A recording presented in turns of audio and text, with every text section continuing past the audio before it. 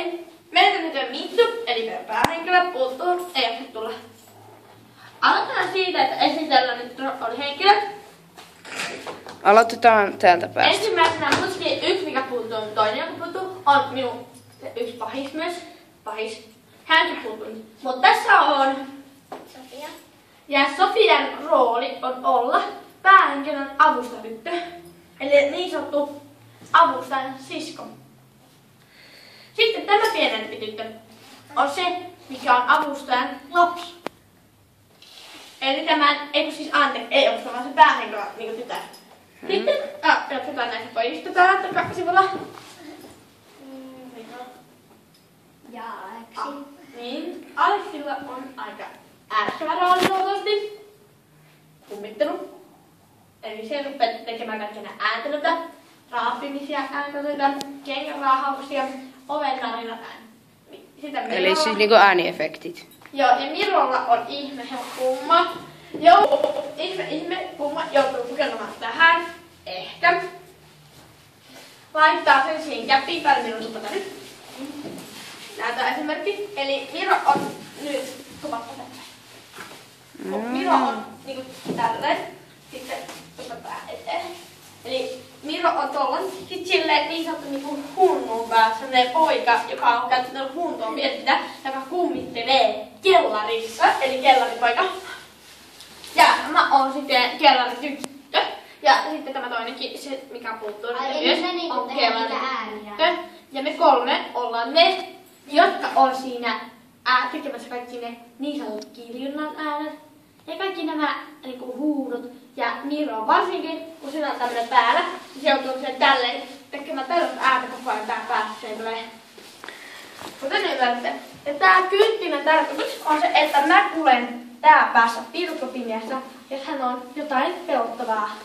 Et kaikki ne kiljut. Sitten katsojina varoitus. Emme tiedä miten pelottavasti tulee. Se ei tule ollenkaan. Niin, että ei oikein ehkä.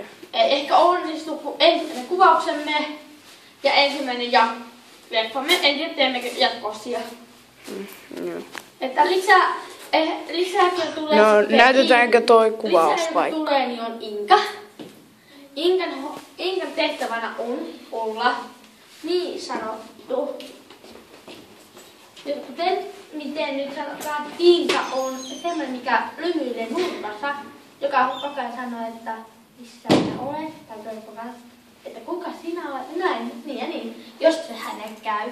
Mä saan antaa ihan mikä rooli hän haluaa, ja itse on myös meikkaaja, eli mä teen kaikki nää meidän leikit meille, ja niin. Ja nyt me katsotaan tämä, kuvauspaikka. Täällä on nämä meidän kuvat.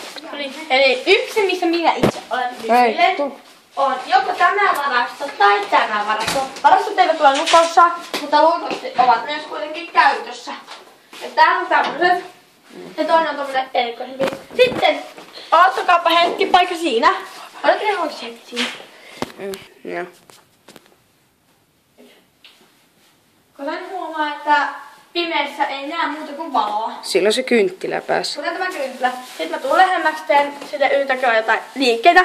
Säikäytän tai jotain, että ihmiset säikäyttää. Se on meidän tarkoitus tässä kummitella. Kuten jaksossa ymmärtää. Tässä tehdään ainakin yhden aivan usean rooliasia. Mutta tässä vaiheessa roolihenkilö jopa kipitetään. Onko täällä missään katsomista? Menemään tänne päin. Tämä on kokonaan oltava ihan pilkkopimeä silloin, kun meillä pitää roolihan jatkuu siinä, että ollaan ihan tuolla päässä. Sitten siitä lähdetään tekemään pihalle palveluksen. Lopussa on tätä yhteiskuva. Tuolla merkityksellä me tehdään kaikki nää. Okei. No, oliks tää tässä? Tässä tämä oli. Okei. Moikka.